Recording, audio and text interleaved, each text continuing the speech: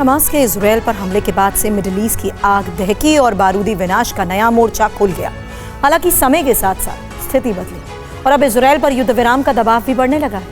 लेकिन इस युद्ध विराम से पहले आईडीएफ ने एक ऐसा ऑपरेशन लॉन्च कर दिया है जिसका मकसद है इजराइल के दुश्मनों का समूल नाश। लेकिन वो दुश्मन है कौन और किस रूप में वो सामने आ रहे हैं? जवाब इस रिपोर्ट से समझिए।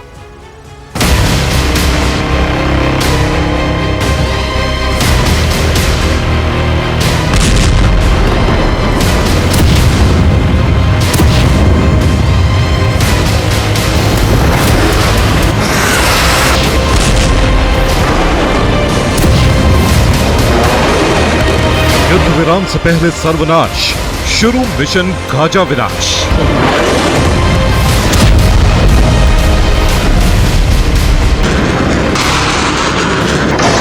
हमास की एक गलती ने इजराइल के बारूद में चिंगारी गिराई और पूरा गाजा तबाह हो गया।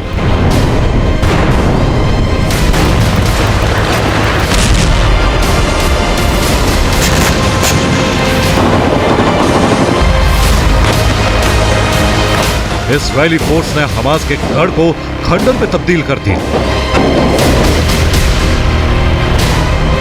लेकिन जैसे जैसे समय बीत रहा है वैसे वैसे इजराइल पर युद्ध विराम का व्यवहारिक और मनोवैज्ञानिक दबाव बनता जा रहा है।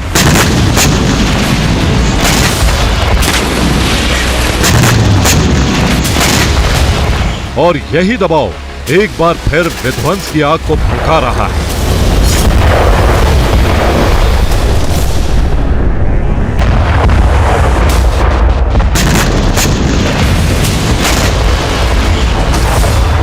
इजरायली फोर्स ने एक बार फिर गाजा पर भीषण बमबारी की।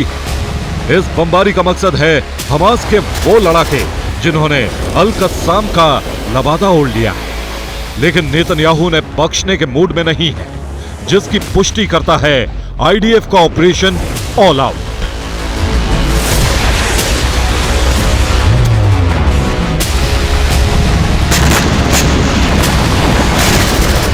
इस कार्रवाई के तहत इजरायली फोर्स ने 24 घंटे में तबाही का सैलाब गाजा की जमीन पर ला दिया।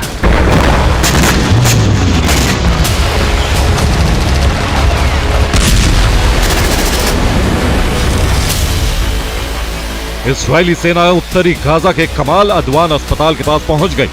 आईडीएफ ने आसपास के इलाके को तुरंत खाली करने का आदेश जारी किया और फिर अपने टारगेट पर सेना ने भीषण गोलीबारी शुरू कर दी।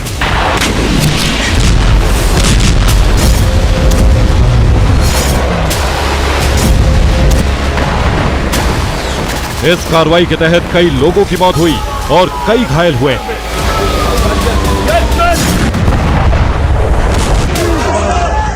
जिस पर गाजा के स्वास्थ्य मंत्रालय ने रिपोर्ट जारी करते हुए इजराइल पर नागरिकों पर हमले का आरोप लगाया।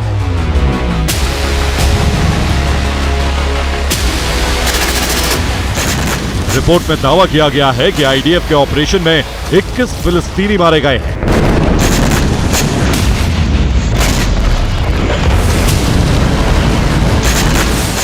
वहीं 61 लोग घायल भी हुए हैं। लेकिन इजराइल ने अपना टारगेट उन आतंकवादियों को बताया है जो अस्पताल की आड़ में छुपे थे। वहीं इस कार्रवाई में इजराइल ने हूती और हमास के अल कस्साम ब्रिगेड के गठजोड़ का भी खुलासा किया है।